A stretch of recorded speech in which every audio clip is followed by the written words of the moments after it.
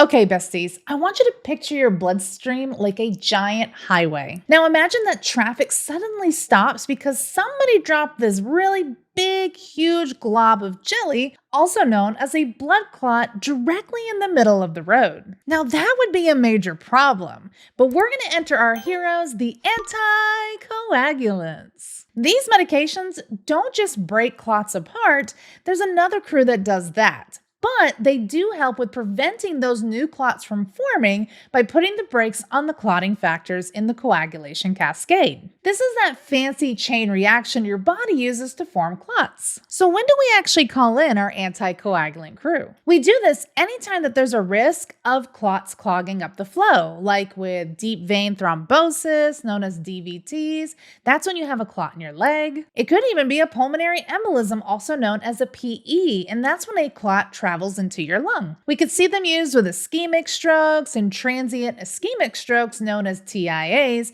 when we have a clot in our brain. And you can also see them when it comes to coronary artery disease known as CAD or heart attacks known as myocardial infarctions when we have clots in our heart. Going back to your medical terminology, it's really easy if you break down the word to understand what's happening with these particular medications. We have anti, which means against something, and coagulants, which means clotting. So if we combine them together, we have anti-clotting. We're against clotting, and we need that in order to keep that flow going through all of our blood vessels. So what are some other common reasons why we would use anticoagulants? Especially in the ICU settings, you can see it used with disseminated intravascular coagulation known as DIC. DIC is when the body goes crazy. It goes into overdrive, forming clots everywhere, using up all the clotting supplies really, really fast. Anticoagulants can come in and they're going to help stop that chaos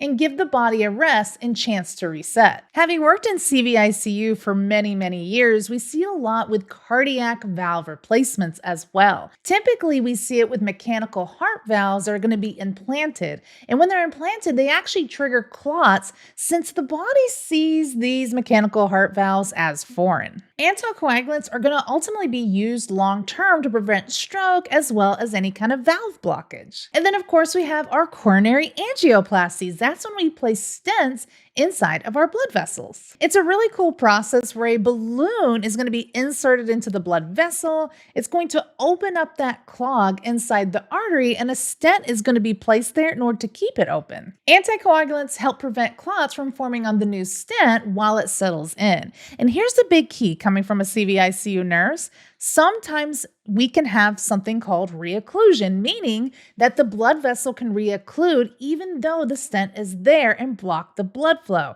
So you always want to keep a special eye on these individuals to make sure that we are potentially not having any additional harm to them. Another commonly seen procedure you can see them with is cardiopulmonary bypass. So during open heart surgery, a machine takes over for the heart and lungs. So we typically give them anticoagulants to keep that blood from clotting in the tubing of the machine. You can also see it with percutaneous coronary intervention known as PCI, and this is just another fancy way of saying angioplasty done through the skin. Extracorporeal membrane oxygenation known as ECMO. It's really cool if you ever get a chance to see it. We use this really for our most critically ill patients because this ECMO machine helps oxygenate blood outside of the body. So anticoagulants help prevent that blood from clotting so that we don't risk, clotting up our life-saving circuit. And then of course we have hemodialysis. In patients typically with kidney failure, dialysis helps filter out that blood through a machine. And of course, anticoagulants would make sense in those situations. One of the best ways I like to remember this is using the mnemonic blood safe,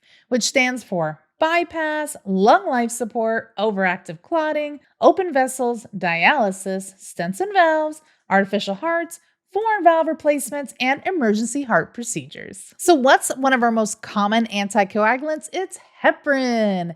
Heparin is the most commonly used one in the hospital setting. It is considered a high alert medication because if it's given incorrectly, it can lead to very serious harm, especially when it comes to dangerous bleeding. So precision is going to be everything here. Heparin IV infusions are usually based on the patient's weight, and that means that we have to calculate the dose using the patient's body weight to make it safe and personalized as possible. Once that infusion is running, we monitor the patient's APTT, also known as activated partial thromboplastin time. This tells us specifically how well that anticoagulant is working, and it helps us adjust the dose if needed. Another common lab that you see more commonly now, it seems like it's back on the rise, is known as heparin anti-XA. This particular lab measures the anticoagulant effects of heparin specifically, especially its ability to inhibit factor XA,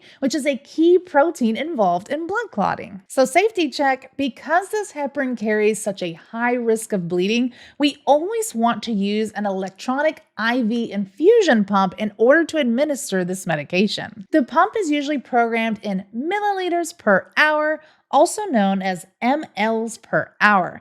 But heparin is dosed in units per hour. So we're going to need to do a little bit of conversion in order to figure out how to provide this medication. So let's see how we're going to calculate giving an IV heparin-based infusion based on weight-based dosing. I want you to meet Nurse Noi. She's working in a busy shift in an intermediate medical care unit. One of her sweet patients today is Miss Edna. She is a sweet 76-year-old woman who's been diagnosed with a pulmonary embolism. Remember, that means that she has a blood clot in her lungs. Nurse Noi is going to check Edna's electronic health record, also known as EHR, and finds that her current weight is documented as 76 kilograms, and her current baseline APTT is 37 seconds. This lab will help guide us as we dose and adjust our heparin. When you're caring for patients on the floor, you also want to double check what was administered in the emergency department, because as we can see here,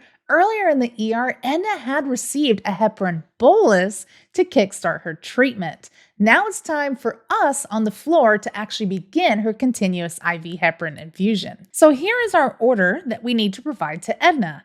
We have a heparin 25,000 units and 500 mLs of 5% dextrose, and our starting rate is 18 units per kilogram per hour. So what does Nurse Noi need to figure out? As we said before, the infusion pump is going to be programmed in mLs per hour, so Nurse Noi is going to have to calculate that infusion rate in mLs per hour to program it into the IV pump. But because the doctor ordered it in units per kilogram per hour, we need to do a little bit of conversion to figure it out. So as we always discuss, there are going to be 3 options that you can do in order to figure out this medication math question. We either have dimensional analysis, basic formula method, or our ratio and proportion. In this video, we're going to calculate using dimensional analysis. So this is how I like to solve using dimensional analysis. We use the same steps every single time.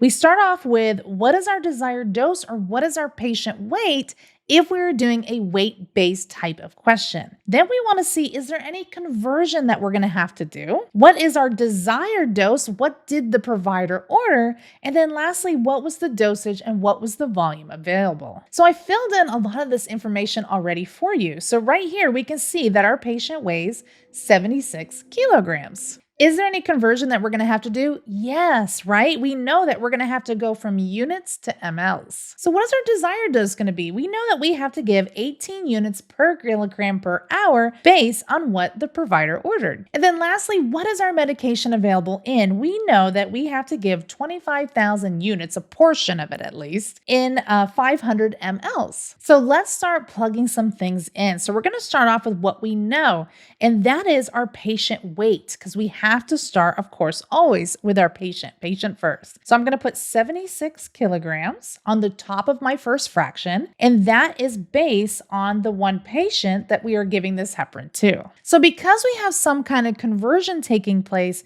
we know that our next fraction is going to have to be our conversion.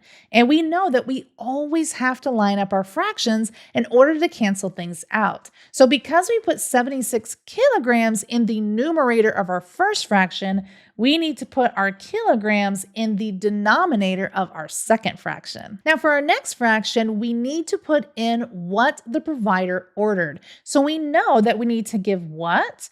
We need to give 18 units per kilogram per hour. So first fraction is our patient, second fraction is our desired dose, what the provider ordered, and our last fraction is going to be what the medication is available in. So we know based on our order that we have what? We have 25,000 units. Remember, we have to line things up in order to cancel them out. So I'm going to put my 25,000 units on the bottom of my third fraction. So that means that what it's available in, that's that 500 mLs, that's what the bag has.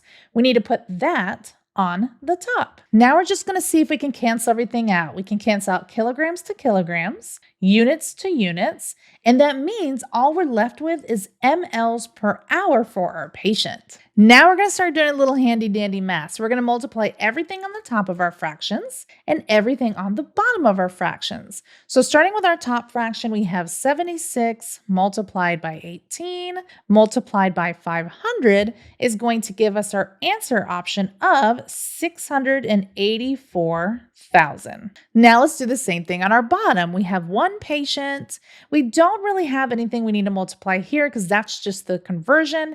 And we multiply that by 25,000. And of course, that gives us 25,000. Now we're just going to do a little bit of division. We have 684,000 divided by 25,000, and that gives us our correct answer of 27.36 mLs per hour. What I would recommend is, because most pumps require you to have your number in the tenths place, is I would round up. So anytime that you have a number greater than 5 in your hundredths place, you're going to round up the number that's in front of it. So when we program our pumps, we're actually going to program them to 27.4 mLs per hour. If you're new to med math and you're having a little bit of a difficult time solving these dosage calculations, I recommend starting here. This is everything you need to know about how to solve these types of equations. As always, I'm going to catch you in the next video, and I hope you have a wonderful day, besties. Bye!